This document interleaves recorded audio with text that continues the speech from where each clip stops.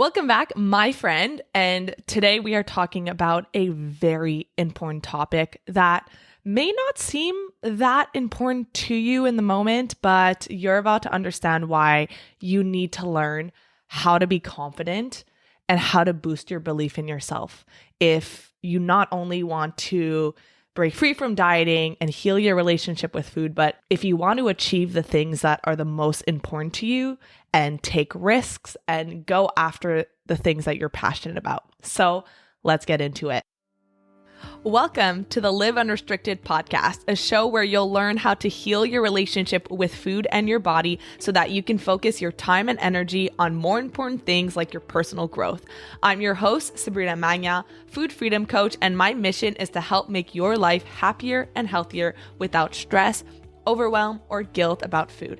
If you love the show, please do go out and share it. And if you're looking for support with your relationship with food, details about my programs are in the show notes. Thanks for spending time with me today. Now let's jump in. All right, I am back behind the mic.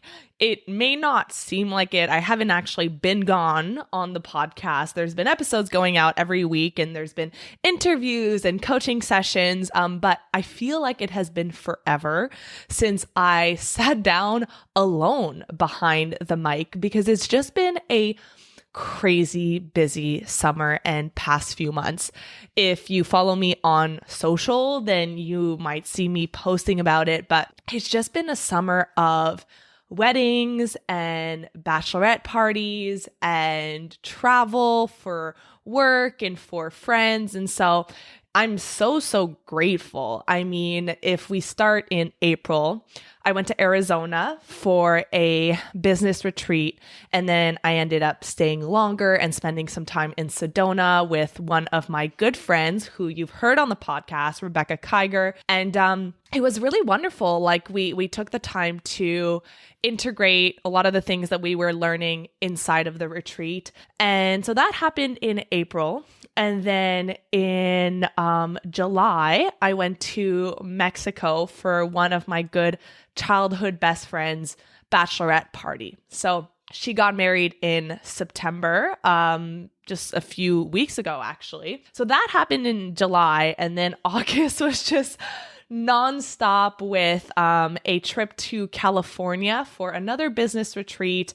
And I stayed longer with two of my business friends, one of them being Rebecca, and then the other one being Rachel Hepner, who you've also heard on the podcast in one of my earlier episodes on hormone health. So we stayed longer, integrated a lot of the things that we learned inside of the 2-day, personal development on steroids retreat.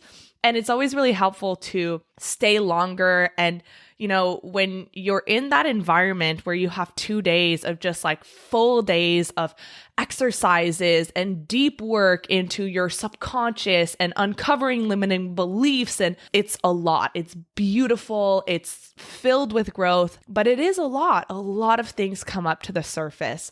So I've really learned that when I go to things like that, I mean, that was my third one in 9 months. I went to one in December in California, and then one in April, and then one in August in California again. I've really learned that to be in that environment around, 200 to 400 really high level entrepreneurs who are all about personal growth. There's so much energy there. And then to go back to my environment, to what I know, to what is familiar, to going back home and just getting back into my routine, it can be like a very stark contrast. And I really noticed that it feels good for me to just spend a few days talking through some of the things that came up, really integrating it, and then going back to, I don't want to call it real life because it's obviously all real life, but going back to my routine and my structures. That happened in August. And then I think a week later was my birthday, August 26th. And then a week later, I had my childhood best friend's wedding in Quebec City, which is about 3 hours away from where I live. So we made like a whole weekend out of it. I had a little reading that I was asked to read during the ceremony, which was actually super stressful. Like, I'm able to sit behind the mic here and I'm able to talk to you guys, but and I'm able to do like workshops virtually and see everyone, hundreds of people, but to do it in person in front of, real people, I was super nervous. It was only like 30 seconds, but I was very nervous. And it went really well. And I have a long-term vision and goal of hosting my own retreats and doing my own conferences. So that was like, putting my feet in.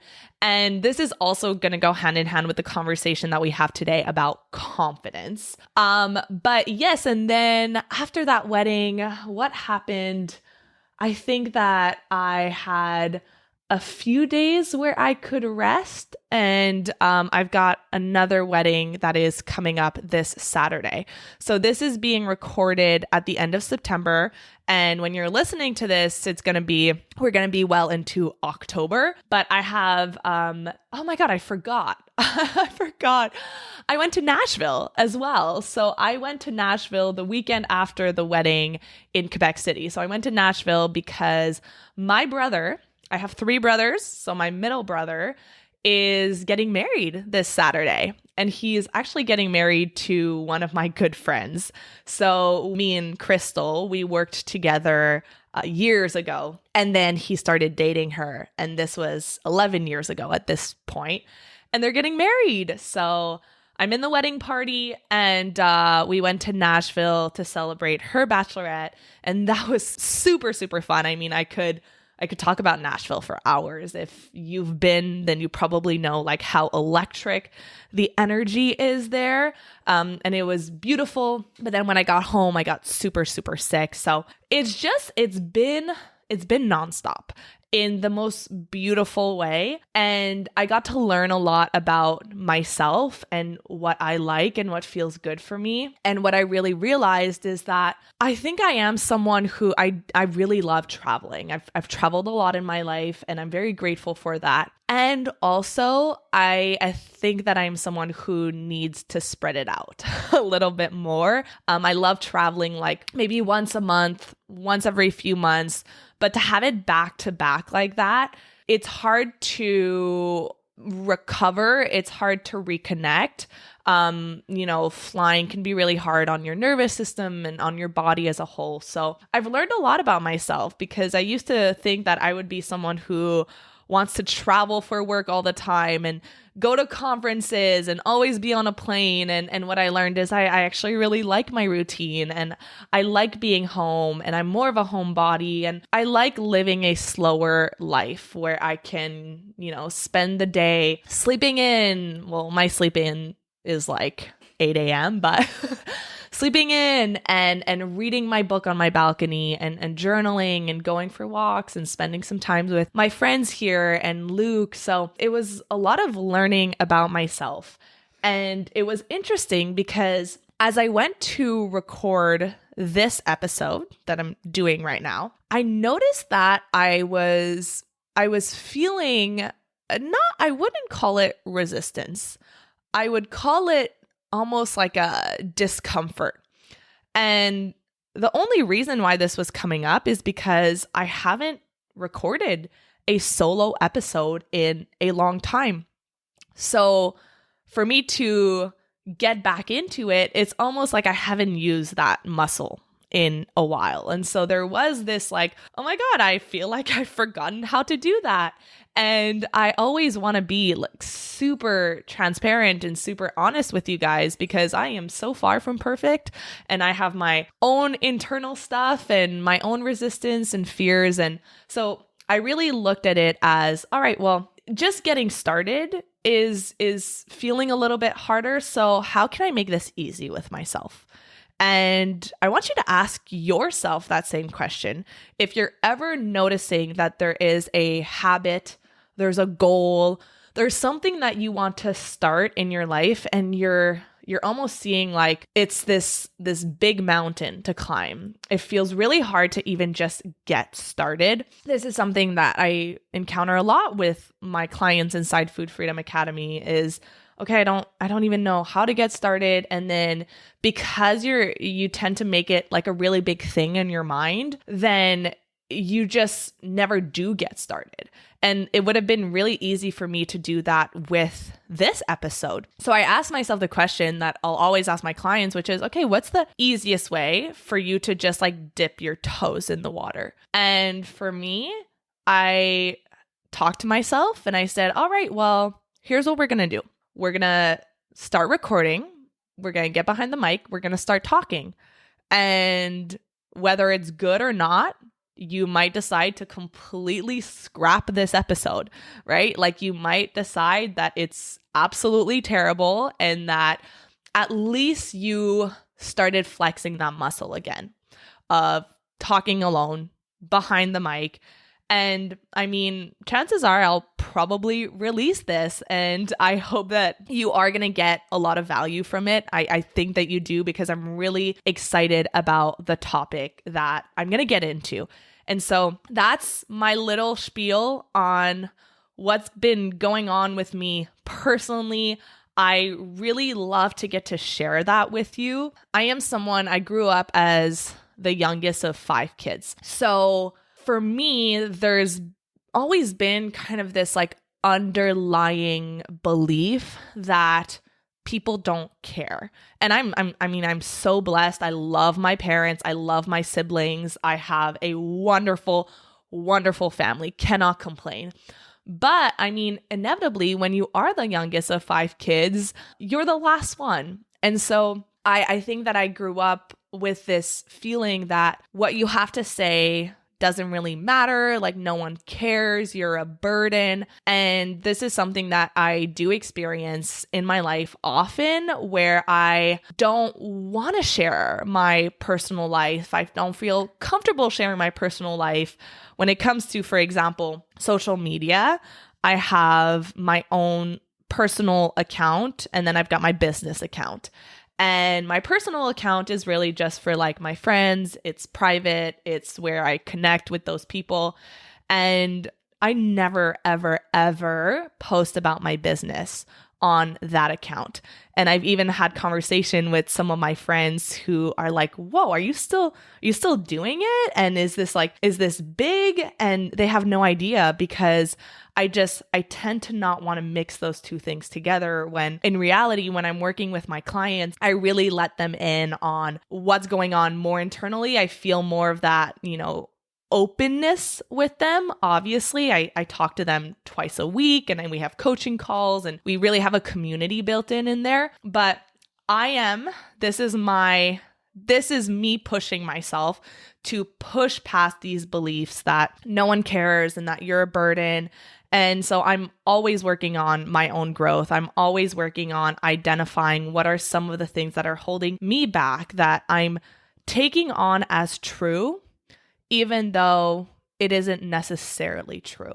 So if me talking about my personal life and what's been going on with you, you're like, I really don't care, just send me a message on Instagram. But I'm here and I want to get into the topic of how to build confidence and how to boost your belief in yourself. And the reason why this is such an important topic is because, especially in the past few months, I've really been studying the psychology of both my clients and just women in my community as a whole. And I'm always looking at, okay, where are some areas that people tend to get stuck on? It's usually like very subconscious. What are some blocks? What are some obstacles? And there's really been one common theme. And this has been a common theme throughout the years that I've been working with my clients on disordered eating and body image. And it's this common theme of low confidence. And low confidence, low self-worth, and low self-esteem are actually 3 different things. It may not seem like it. They can kind of get put into the same bucket, but they are 3 different things. So to have low confidence means that you have low belief or trust that you can rely on yourself. So the actual definition of confidence is the feeling or the belief that we can rely on someone or something. So another way to say it is firm trust. So when we're talking about self-confidence, it is this belief or this reliance on yourself.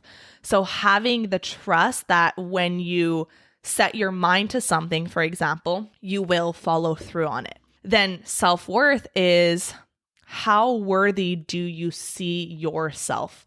Worthy of love, worthy of happiness, worthy of respect, worthy of investment, right? So worthy of time. So your sense of self-worth is absolutely going to be a factor when it comes to your ability and your willingness to take the steps towards healing your relationship with food and your body. And then there's your self-esteem. So your self-esteem can also be like your self-image, how you feel about yourself. So today we're going to focus on confidence because your level of confidence, of self-confidence, will have a direct impact on your actions or your lack of actions. And your actions can be in terms of changing your habits. It can be in terms of changing your beliefs. It could be doing the work on yourself. And this is really important for two reasons. Because number one, having low self-confidence, right? Having a lack of belief in yourself to follow through on something is going to impact you in two ways. The first way is that it may get in the way of you ever getting started because you might have this desire, this goal, right? Like I want to change. I want to get better. I want to feel happier. I want to stop feeling obsessed with food. I want to stop binging. I want to stop emotionally eating. You could have all of these desires and these goals. But the thing is that your desires, your goals, they live in your conscious mind, right? Like you are consciously saying, this is what I want. And your conscious mind, that's where your willpower lives. That's where your critical thinking, your logical thinking, so you can logically understand, of course, I want to change. Of course, I want to feel better. But the thing about your conscious mind is that it only encompasses around 5 to 10% of your total mind. And so I really like to use the iceberg visual. So if you think of an iceberg, I'm sure you've heard of like you see the top, you see the tip of the iceberg, which is like this really tiny portion. And then you've got this like a massive piece of the iceberg that's living underneath the surface. So when you're looking at the conscious mind, that's what you see above the surface, 5 to 10%. And then you've got your subconscious mind. And in your subconscious mind is where your beliefs live, where your emotions live, where your habits live, your survival instincts. And your subconscious mind is controlling 90 to 95% of your day and of your life on autopilot without you even realizing it. There's actually studies that show, and I don't know how they even determine this, that about 80% of your thoughts are the same as the one that you had yesterday and as the ones that you had the day before and the day before. And if you follow that, then what you're going to notice is that a lot of your subconscious thoughts and beliefs, they go way back to your childhood. And so the reason why this is important to understand is that I know that a lot of you feel like I consciously know that I want to change, right? Like, and I've totally experienced that before. And it could be, I consciously have this goal. I'm able to journal on it. I'm able to tell people about it. But when it comes to actually following through on it or taking the actions towards achieving that goal, there's a resistance there. either there's a resistance in doing the thing, or you notice that as you do start doing the thing, you experience what you feel as self-sabotage or getting in your own way. And then you fall right back into your old self, your old patterns, what you know to be familiar, what you know to be quote unquote comfortable. And I'm just saying comfortable in the sense that you know it. It's predictable, right? It's nothing new. So why does this happen? And how does confidence come into the mix here? Well, if you think about your past right now, most people, number one, are not taught what it actually takes and how to properly change. Like what goes into behavior change, what goes into personal growth. And this is something that I've been like studying incessantly for the past 5 years. And the more I learn, the more I just think, oh my goodness, like people have it so wrong. And there is such a lack of information when it comes to what it actually takes to change in the mainstream. Because when you think about the mainstream, like what we focus on is surface level change, right? Like do this for 30 days and follow this plan. And it's so easy to fall into all or nothing thinking. And I would say that like most people just inherently, especially, I don't know, the women I work with, a lot of type A's, a lot of perfectionists, and I don't think that's a surprise because that's also who I am. A lot of all or nothing thinking. And so what happens is that you try to change something and maybe you don't necessarily have the right approach to it. And so it remains surface level. And then what happens is over time, because it is kind of like a band-aid solution, or maybe you just went all in on it, then you end up falling back into old patterns. Or this could go back even further to your childhood, like the way that you were spoken to by your parents. And what happens with this accumulation of experiences is that you start developing this belief or a set of beliefs about yourself. And this could look like, no matter what I try, it never works. Or I can't ever stick to anything. Or what's even the point, right? I always fail. So I would encourage you right now to do like a little personal audit of what comes up for you. When you think about truly changing, what comes up for you? When you think about doing something scary that's going to require you to really go all in on changing who you are, changing the way that you operate in the world, what comes up for you? And there might be another way that this shows up as everyone else can do it. It's possible for everyone else, but it's not possible for me. And so if you are like a really good student, what I recommend that you do is right now, like pause this podcast if you're not driving or anything, and then like either write it on your phone or write it on a piece of paper, how you actually feel about yourself when it comes to achieving things. And there might be a part of you that does feel confident in certain areas of your life. So your mind works in terms of parts. So you might have a part of you when it comes to your job that really feels confident. So you might be listening to this and you're like, well, I can't relate to it because when it comes to my job, for example, I'm super confident. Like I take on projects, I get promotions. There might be other areas of your life where you do feel really confident, maybe like as a parent or as a friend. But then there's some areas of your life where you might have a very big lack of confidence. And that area of your life in this context could be changing yourself, changing the way that you think, changing the way that you feel, and changing the way that you act.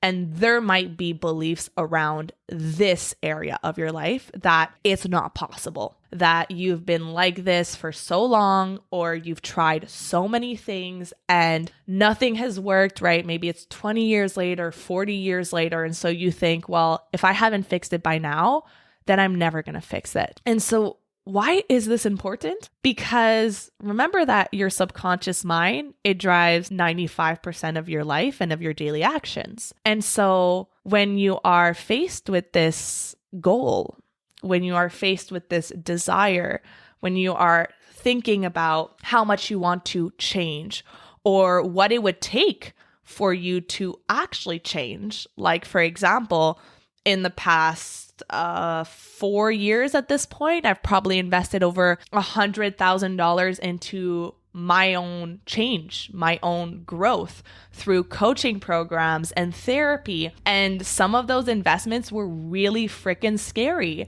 They were massive investments for me. And the thing is that if I still had those subconscious beliefs, or I'm not going to say that they necessarily completely go away, but if I fed that fear of, I can't do this, it's not possible for me, it's possible for everyone else except for me. If you keep holding on to those beliefs, then what's going to happen is, why would I have invested in those programs if I didn't think that it would be possible for me?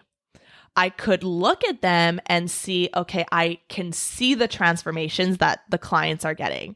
I can see how many results people are getting from getting the support and being in a group community. Like, I can see all of that. Logically, it all makes sense. And logically, I can also see that they're not different from me. I can look at all these different types of people who are in the program and see they're not different from me. I can see that logically. But again, that's only 5% of my brain. And so if there's this 95% of fear, of lack of self-confidence that's telling me it doesn't matter, right? No matter what you do, nothing's going to work, then that is going to stop me from doing what it takes to invest in the program and actually start seeing those results. So every time that I'm about to make a big decision, a big investment into myself, I do notice the fear coming up. It's in those moments that I notice the most of those subconscious thoughts and beliefs start to rise up to the surface. And that's totally normal, because it's in those moments where there's this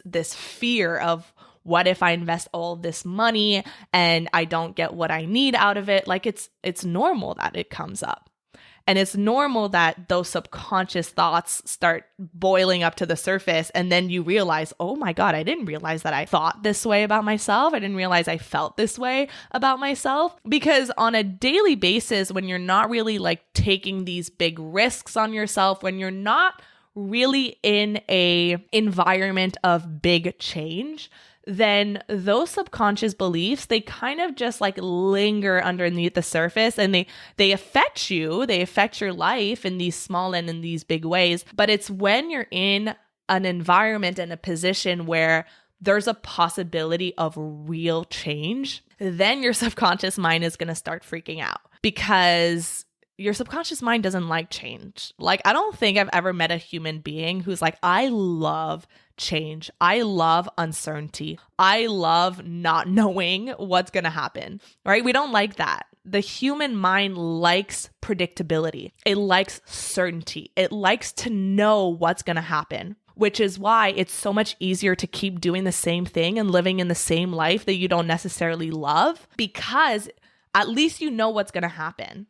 Same for like if someone's in a job that they hate, absolutely despise, and they really want to change jobs, or they want to start their own business, something that they know deep down will make them happier and sometimes could even be more lucrative. Well, that's really scary because there's still uncertainty. And so it's easier to stay at the job that you know what's going to happen. I'm going to go in, I'm going to punch in, like I know what I'm going to get paid. Like there's certainty there, even though it might not be where you want to be. So when you are faced with this big opportunity for change, then that's where the thoughts, the low confidence start to creep in. And you could get very frustrated with yourself. Like you've probably noticed this before. One of my clients referred to it as an angel and a devil on her shoulders, which is a really great way to kind of explain this internal push and pull, like tug of war that's going on of like, I know that I want this, but there is something that is holding me back. And so how low confidence is going to hold you back is that if you don't believe that you are going to follow through on something, or if you don't believe that by putting in the work and the effort and getting the support, the accountability, the tools that you can even change, then why would you take the steps necessary to do that? We live in a world where, especially if you have a history of dieting or disordered eating, you are not encouraged to trust yourself. You are encouraged to trust others, to put all of your power into the hands of others. What are others telling me is the right way to eat, the right way to work out, the right habits to do? Like, you're always looking outside of you. And so if you don't have that trust in yourself, then why would you trust yourself to have your own back when it comes to changing and transformation? I know for me, in those moments where I am really scared and I'm like, I don't know, like, is this going to be right? Am I going to be able to do it? Am I going to be able to change? What I always have to come back to is look at all the things that you've done in your life where you did have your own back. If I'll use like a prime example is when I decided to go to Italy. And if you've listened to episode 1 of the podcast where I talk about my kind of origin story, that Italy trip really changed my life. And I was really young at the time. I must have been 21, 22, going to a European country. I had never been to Europe before, all alone, did not know anyone there, did not know the language. And when I look back on that and I see that how much I thrived there and I made friends and I became independent, and I can look back on that and I could see, hey, I had my own back. But the thing is that human brains have a negativity bias, which means that we focus on our failures. We focus on our mistakes. We focus on the things that we didn't do well. If you reflect on your own life and I were to ask you, tell me 3 mistakes or failures that you've had in the past year, you probably could list more than 3 in the span of 5 seconds, right? It wouldn't be hard for you. But if I were to ask you, all right, now tell me 3 wins, 3 like areas of progress that you've made, you might notice that it's a little bit harder because you haven't trained your brain to look for that. And so now when you have this low confidence and you have this identity and this subconscious belief that I can't follow through on anything I try fails, that's your model of the world. That is how you see the world, which means that any evidence or any experience that doesn't align with your model of the world is going to get just like kind of go over your head. It's going to be ignored. It's going to be deleted. It's going to be distorted. And so even if you've had a win, you might notice you will negate it. Like, oh, it was a win, but it wasn't that good, right? Like, but, and then it wasn't enough because your model of the world is I'm not enough. I'm not good enough. I don't do things well. And so if you have a win, you have to find a way to fit it into your model of the world, which is, well, there was something wrong about it. And I've done that before, right? Like it took a lot out of me to be able to just celebrate a win for what it is and not need to feel like it wasn't enough or like there was something wrong about it. So I don't want to leave you on this podcast just being like, all right, well, if you have low self-confidence, then it's not possible to change. Of course not. Because the beautiful thing is that your mind is plastic. You've heard of the term neuroplasticity, right? So that means that you are capable of rewiring the neural pathways in your brain, of rewiring your beliefs, your subconscious thoughts, and those thoughts of, what if I'm not good enough? Everything that I try, I fail. I can't stick to anything. All of those beliefs that are holding you back right now, it is 150% possible to rewire those beliefs and get rid of them. So inside the Food Freedom Academy, this is what we do every single week. We do workshops, we do exercises. I give you tools and strategies to show you how to not only identify what those beliefs are, because sometimes we don't even know that they're there.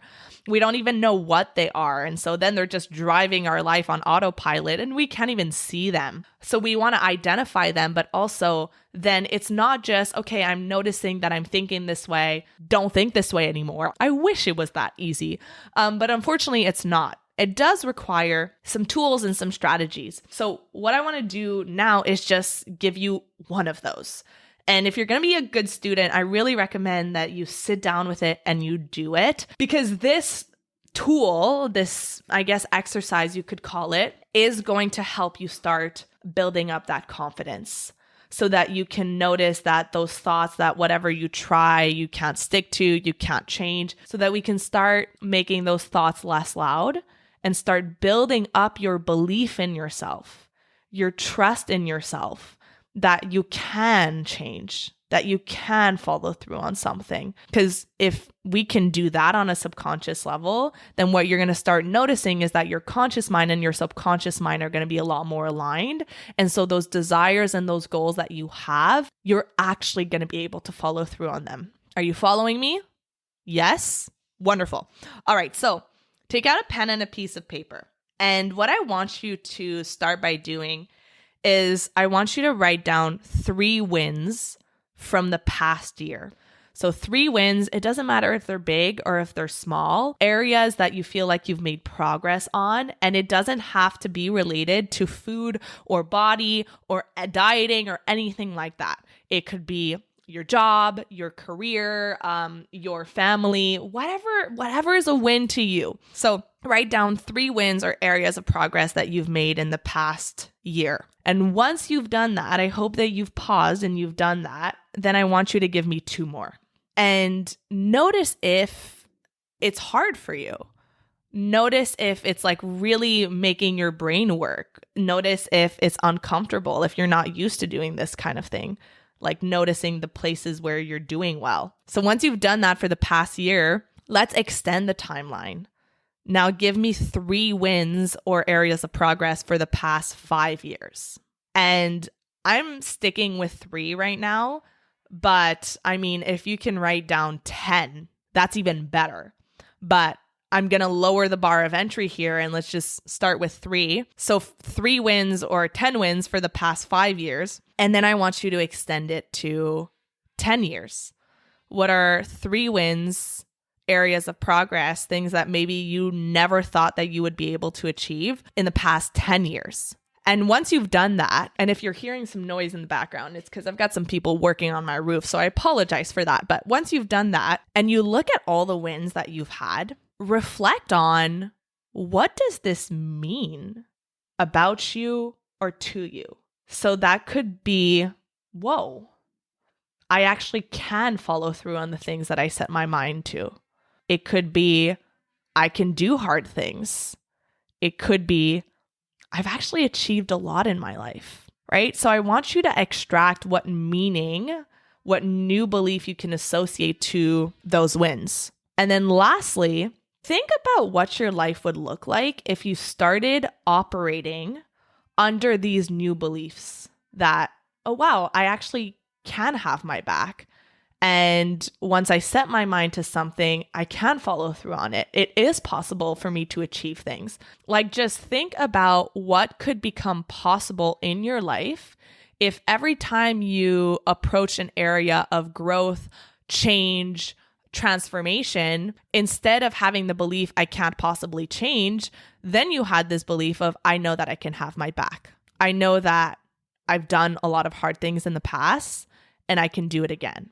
So that's really, like, I went a little bit longer, but I think that this is really important. I hope that you're starting to see how important it is to start tapping into what's going on subconsciously for you. And a lot of the time it's blind spots. We can't see them.